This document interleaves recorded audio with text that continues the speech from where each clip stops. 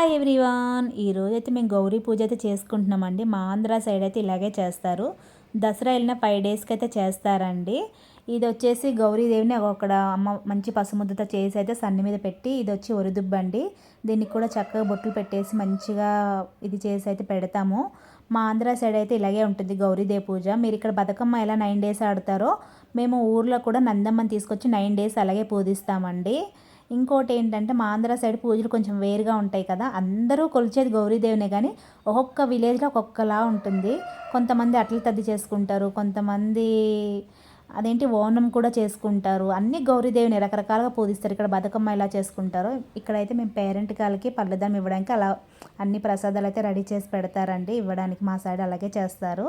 నేను full video కావాలంటే long వీడియోలో పెట్టున్నాను, చూసుకోండి ఎవరైనా చూడాలనుకునే వాళ్ళు. ఓకే అండి, నా ఛానల్ చూసారు లైక్ చేయండి, షేర్ చేయండి, సబ్స్క్రైబ్ చేసుకోండి ప్లీజ్.